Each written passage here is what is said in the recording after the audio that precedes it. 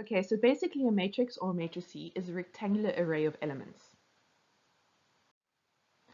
And in maths, we use square brackets to indicate that a matrix is being discussed. So let's write down some examples of matrices and then we can use them to describe some other elements of them. So for example, we have A is equal to 1, 4, 3, 1, 9, 7, 5, 3, 8, 2, 1, 2. Yeah, B is equal to 1, 2, 3, 0. C is equal to 4, 5, 8, 9, 2, 1. Okay, so these are just random examples, but as you can see, they're rectangular arrays of elements, where the rows are the horizontals. So your rows are your horizontals happening there, and your columns are the verticals. So those are all columns. So let's just write that down. Your rows are horizontals, and your columns are verticals.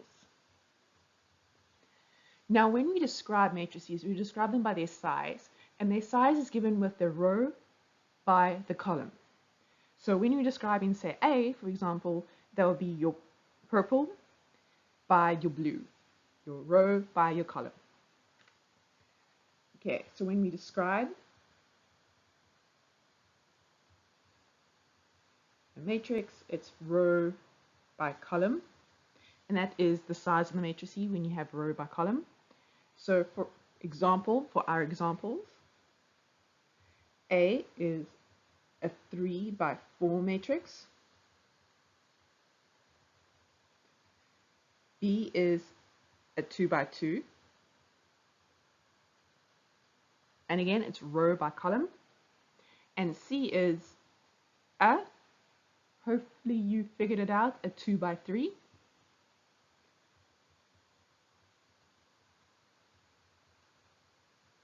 And again, that is basically your size. It's a 3 by 4, it's a 2 by 2, it's a 2 by 3. It is giving you the dimensions of your matrix. Now, the individual elements or terms, individual terms are called elements. So those things are elements. The individual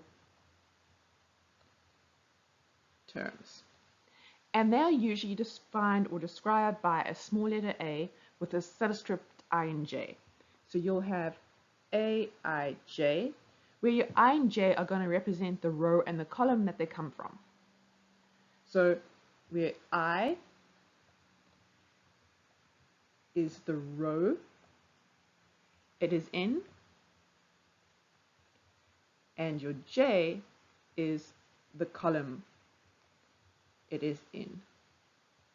Now you'll notice when you're describing a lot of the different descriptors of matrices, it's row and then column. So that's just a general concept to go with in regards to figuring out where it is.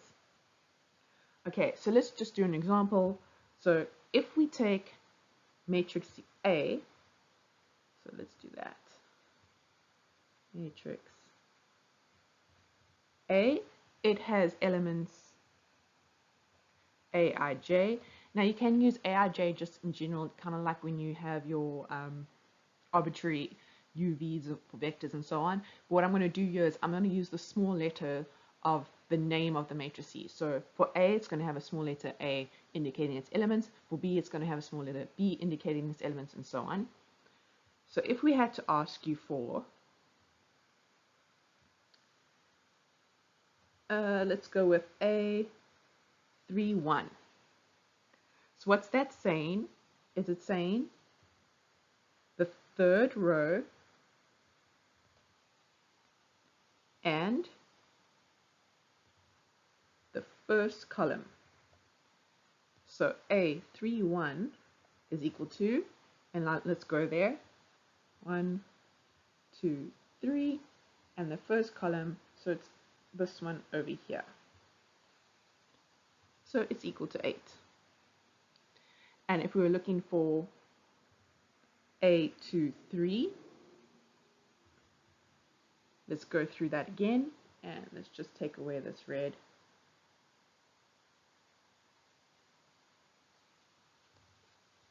that back there. It is the second row. So we're looking at this row. And then we're looking for the third column. So 1, 2, 3. So it's 5. Okay, and let's do one with C. So say we were looking for C1, 2. So that's going to be the first row and the second column. So what is it? Hopefully you saw it as 5. To just double check, we're using the small letter C to indicate that it's an element of the matrices C. So now we're looking for row 1. So we're looking in this row. And then we're looking at column 2. So 1, 2. And that gives us our 5. Okay, so in graph theory, you're going to use matrices to describe graphs because drawing the graphs can get pretty complicated and doing the maths on the graphs is also going to get pretty complicated. So matrices is a way to map out what the graph looks like in a nice mathematical concept that you can manipulate and utilize. So the first one that we're going to look at on how to describe a graph is using a thing called an adjacency matrix. An adjacency matrix is going to be connected with the word adjacent. So you have to think about, what does your definition of adjacent say? So when we're thinking about adjacent, we're thinking about vertex 1 or vertex V is adjacent to vertex U if an edge connects them. So this is actually what an adjacency matrix is going to do. It is going to show a map of the connections of the vertices based on the edges. So let's begin with just drawing an example of a graph. V1, V2, V3, V4, V5. And I'm just putting a bunch of edges in. Okay, so that's our graph. And what we're going to do now, at this moment, we're going to just neglect multiple edges and we're going to neglect loops just so you can really get this concept down for adjacency in simple graphs. So now what you're going to do is you're going to create a matrix where the elements of the matrices are actually the elements of the matrices are showing the edges, or the number of edges, whereas the actual rows and columns are going to represent the vertices. By that we mean we're going to have V1, V2, V3, V4, V5 there, and we're going to have E1, V2, V3, V4, V5 there.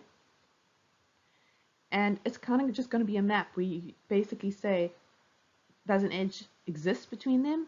You give it a 1. If it doesn't exist, you give it a 0, kind of a situation. So we're going to look at V1, and then we look at V1 connected to V1. Is there an edge that connects V1 to V1? No, so we give it a 0. Then we're going to look at V2. Is there an edge that connects V1 to V2? Again, no. Then we're going to look at V1 to V3. Is there an edge V1 to V3? Yes, there is. And how many of them are there? 1. And let's just put it back into the navy. Okay, next up, V1 to V4. Is there an edge? Yes, and it gets a 1. Then we have V1 to V5. There is no edge, so it gets a 0.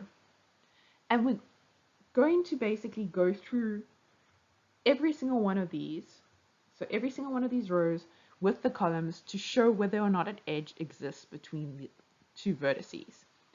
So let's go again, V2. And now you can do it a little bit quicker. You don't have to individually go through.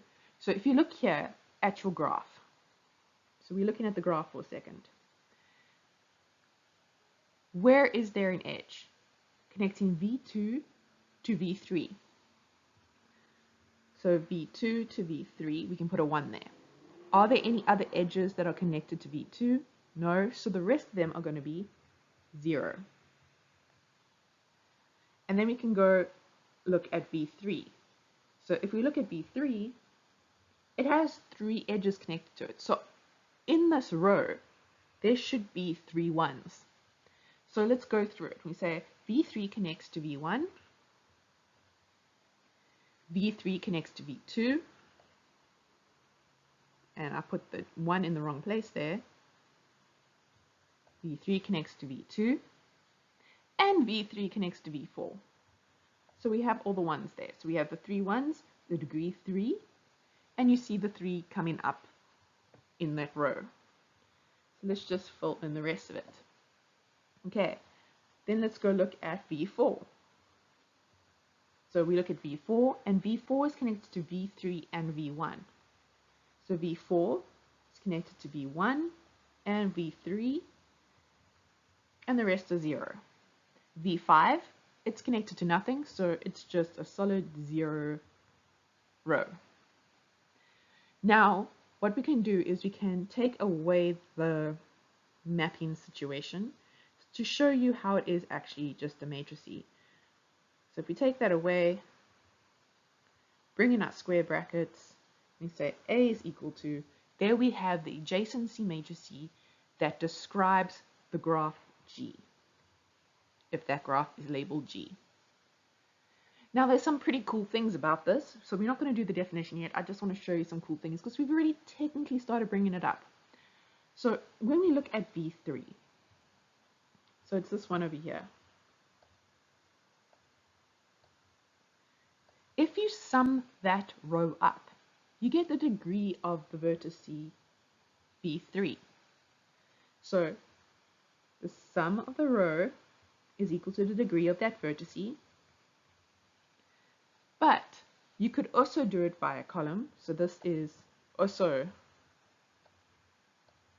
connected to V3. The sum of the column is also equal to the degree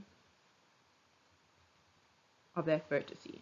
So that's a nice way for you to actually check to see if you have the correct amount of 1s or 0s or whatever connected to your adjacency matrix from your graph.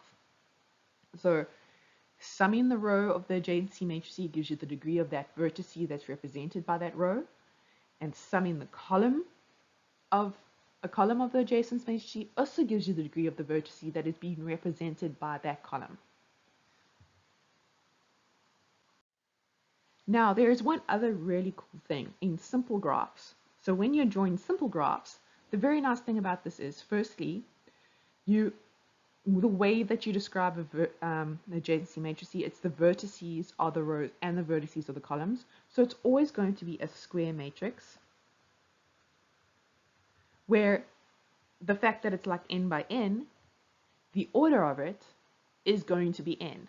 So the order of your graph is going to be the number of columns or the number of rows. It doesn't matter which one. So you have the order of your graph is equal to the sum, the number of rows or the number of columns.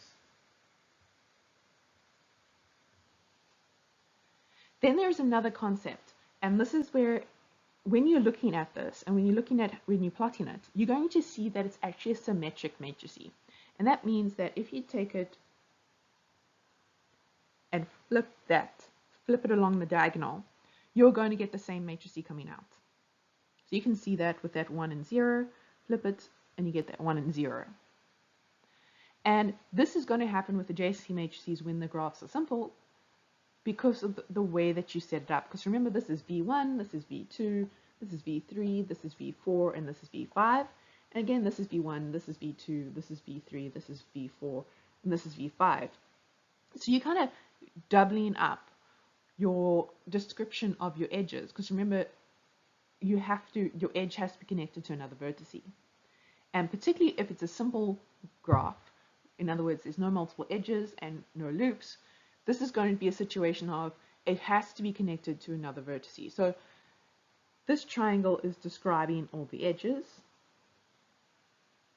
and that triangle is describing all the edges again. So what that also tells you, that if you sum up all the ones in that matrix, you're going to get 2 times the number of edges. So sum up all columns and rows, you get 2 times the number of edges in your graph. Okay.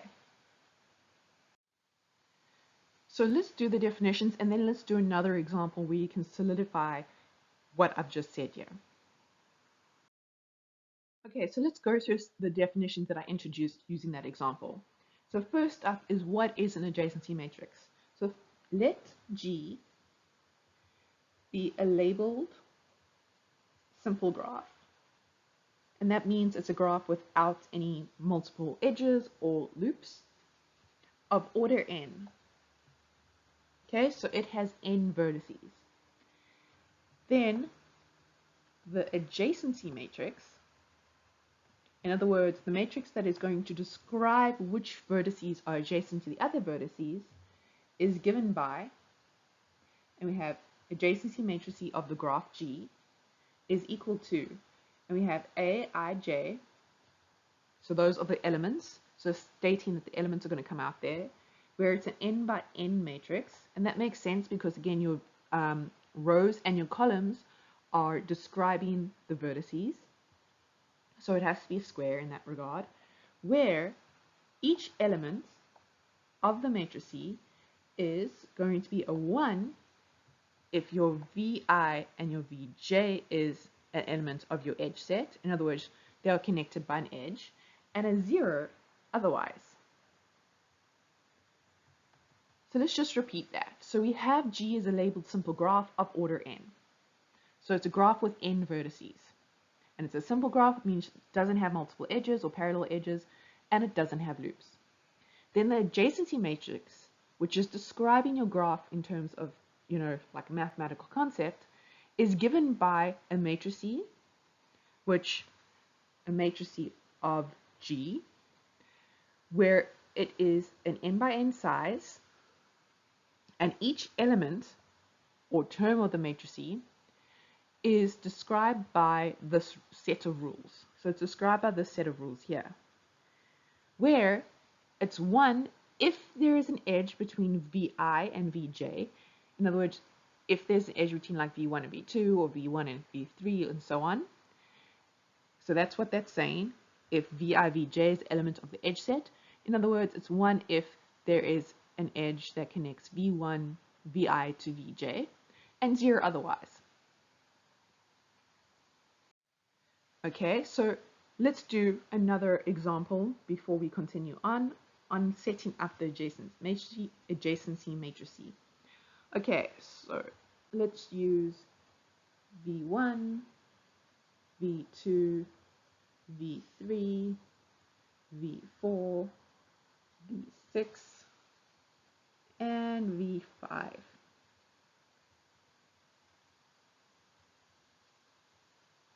Okay, so there is our example graph, that is graph G. So the adjacency matrix of this graph is AG. And now again, I'm going to do the stuff in light blue. So you don't have to do that. That's just to show you how it's built up.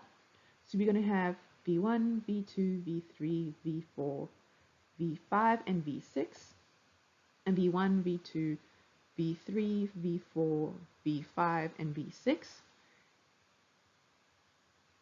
And those little squares are basically where your elements are. Now we go ahead and look at it. And again, remember, it's a 1 if there is an edge between Vi and Vj. So it's an element of the edge set. And it's a 0 if there is not an edge. So let's go through that. Is there an edge that connects V1 to V1? No. Is there an edge that connects V1 to V2? No. Is there an edge that connects V1 to V3? Yes. Is there an edge that connects V1 to V4? No. Is there an edge that connects V1 to V5? No. Is there an edge that connects V1 to V6? No. And we can repeat this process. So we can again go through the long way by saying, is there an edge that connects V2 to V1? No. Is there an edge that connects V2 to V2? No. Is there an edge that connects V2 to V3? No. Is there an edge that connects V2 to V4? No. Is there an edge that connects V2 to V5? Yes. Is there an edge that connects V2 to V6? Yes. Or we can do it in a slightly shorter manner where we actually look at V3, for example. And so we look at that vertice and then write ones wherever it's connected to the other vertices. So we have, in this case, V3. And we say, okay, V3 is connected to V1 and V5. So we automatically just go search. So we look in that row and we search the columns for whichever ones it's connected to. So here we have a V1, so you put down a 1. And we have a V5, so we put down V5. And then we just shove zeros everywhere else. Okay, so you can do it the long way, or you can do it the shorter way, or you can do it whatever way suits you as long as you get the answer and you understand that each element is describing an edge that connects the vertices with each other. So let's just finish setting this up. And now what I'm going to do here is I'm just going to describe a slightly lazy way of setting this up. So remember we spoke about the fact that any simple graph of order n is going to give you, which is undirected. Undirected, there is a difference between directed and undirected. We only get to directed later, so you don't have to stress about it right now. But any undirected simple graph, adjacency matrix is going to be symmetric. And that means that along this diagonal, very badly drawn diagonal, let's just redraw that. Along this diagonal, it is going to be replicated, which means you can also be lazy about setting up your graph because you can do one side of the triangle and then just copy it for the other side by just flipping it, basically.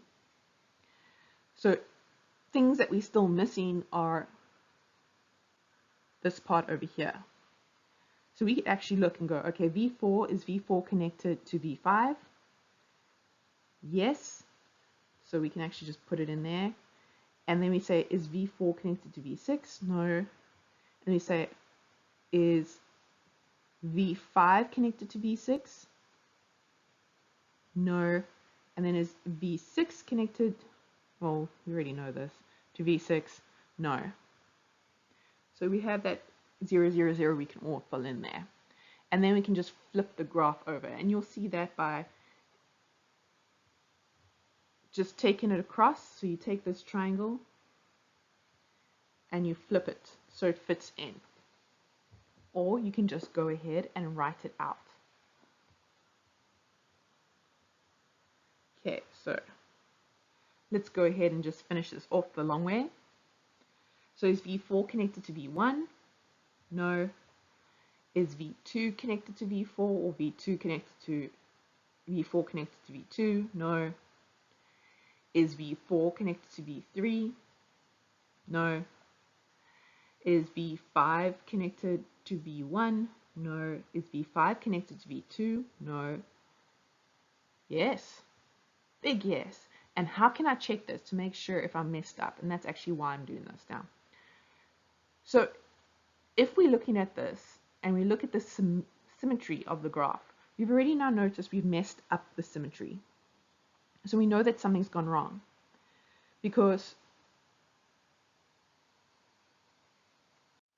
if we go look at V2 and to V5, there's a 1 there. Now we have V5 to V2. That one should be a replica of that one over there. So that's how you can also tell if you've messed up. You can actually go ahead and check. And that's where the fact that it is a symmetric graph also comes into play. So you can see that that should have been a 1. Okay, and if you're looking at the symmetric graph situation and say you wanted to figure out what this block is without looking at your graph, well, it's the V5 to V3. So you would be looking at your V3 and V5. So it's this one over here. So it should have a 1 based on that. And then just to further hopefully cement how the symmetry works, let's do another color. I'm running out of colors here. Hold on.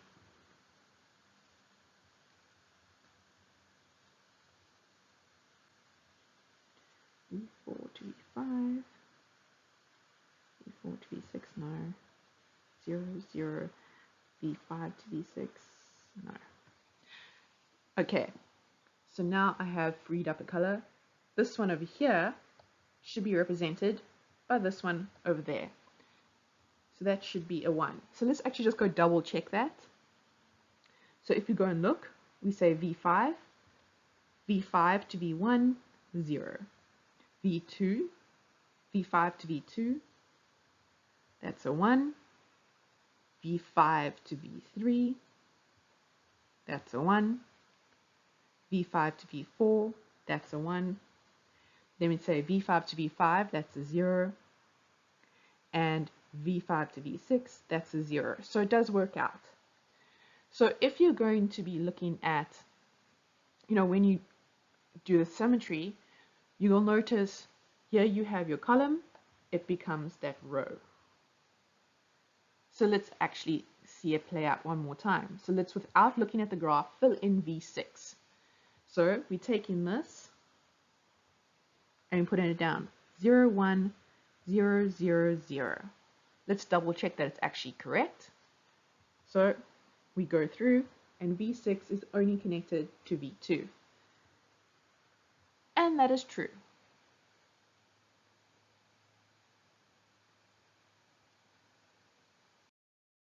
Okay, so quite a lot was covered in that example right after the definition. So the definition, remember, it told us, listen, a 1 is put in the place by the element if it connects that VI vertice to the VJ vertice.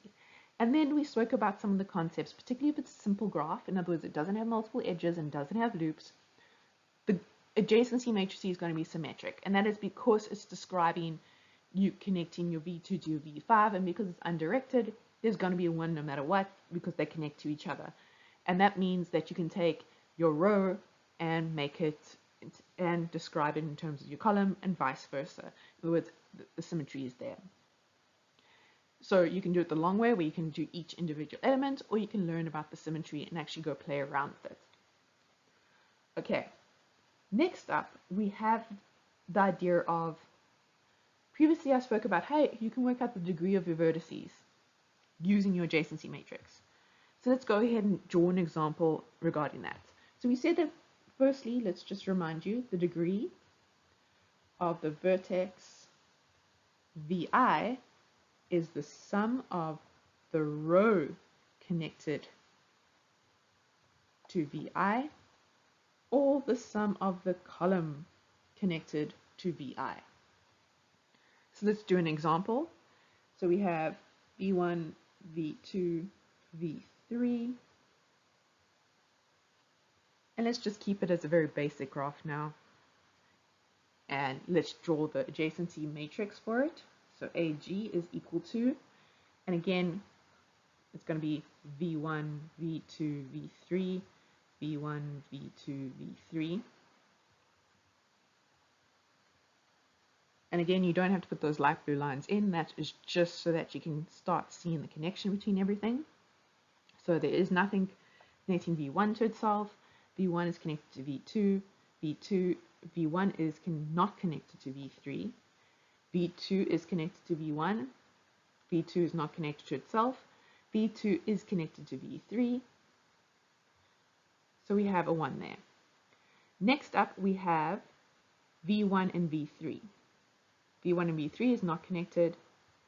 That should not have erased. V2 and V3, it is connected. And then you have your 0 because your V3 is not connected to your V3. So there I just did the straightforward method. However, you can actually see the symmetry if you look at those two parts. Okay. Now, what we're going to do is we're going to say, okay, the degree of V1 is the sum of the elements in row 1. So let's take that. So we have row 1, and we're just going to add all those elements together. In other words, we're going to say 0 plus 1 plus 0, which equals to 1. So the degree of V1 is equal to 1. And if we look at our graph, we can see that. So if we go back to our graph here, we have V1. It has one edge connected to it, so its degree is 1. We can also, in an adjacency matrix, because the rows and the columns both represent the vertices and the elements represent the edges, we can also say that the degree of, and let's choose V2 in this case, the degree of V2 is the sum of the elements of the column 2. So we can also do it this way around. And if we do that, we have 1 plus 0 plus 1, which gives us 2. So the degree of V2 is equal to 2. We could have also, yet again, taken just summing the row. And it also would have been 1 plus 0 plus 1 is equal to 2. So one of the other things we spoke about was the order of the graph being given by the adjacency matrix, by just either saying the number of the elements or the number of the rows, and that is going to give you your order of your graph. So your order of your graph, G, is the number of rows or the number of elements of your adjacency matrix of G. And that is again because your rows and your columns are representing your vertices, so the number of them gives you the number of vertices that there are in the graph. So let's just do an example. V1, V2, V3. We have an adjacency matrix given by, you have 0, 1, 0, 1, 0, 1, 0, 1, 0. So that's our adjacency matrix. But this is a 3 by 3 graph, our matrix. The number of rows is 3. The number of columns is 3. And the order of the graph itself, the order of G, is 3 because it has 3 vertices. Okay, so you can directly read off your adjacency matrix the order of your graph. So one of the other things that we've discussed is that if we sum all the elements of the matrix together, we're going to get 2 times the size of the graph. So let's actually just go ahead and discuss this a little bit further by looking at a slightly simpler example. So 2 times the size of the graph is equal to the summation of all the elements. Okay, that was written really badly, so let's just rewrite it quick. All the elements of your adjacency matrix. So that's essentially taking going through all your I's and your J's.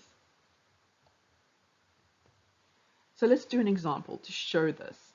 So we have, again, we're just going to use our trusty tiny little graph of V1, V2, V3, where our adjacency matrix is described by, we have 0, 1, 0, 1, 0, 1, 0, 1, 0. Now, if we go ahead and sum all the elements, so what we're going to do is we're going to take row 1, and we have 0 plus 1 plus 0. We have row 2, which is 1 plus 0 plus 1, and row 3, which is 0 plus 1 plus 0, and we just continue the summations. We basically just, and we come down here, and we come down here. We're going to get a total to 4. Okay, so it is going to be equal to 4. And what we've said is that this is going to be 2 times the size of the graph. And if we go ahead and look at that and we say 2 times by 2, that should be the size of graph G. So let's just go double check. We look at G, it has a size of 2. Now, why is it 2 times the size? And that has to do with the symmetry situation. So we are technically repeating data we're repeating the edges when we're describing it for the entire matrix. So one of those triangles is all the edges in the graph. The other triangle is all the edges in the graph. So we're actually representing it twice in that matrix, which is why it's 2 times the size of the graph. And just be careful, because it feels like I haven't included the zeros in the lower triangle. It includes that diagonal. So when you're looking at that, either the upper triangle is giving you the size of the graph, or the lower triangle is giving you the size of the graph. But if you sum up everything together, it's just 2 times the size of the graph.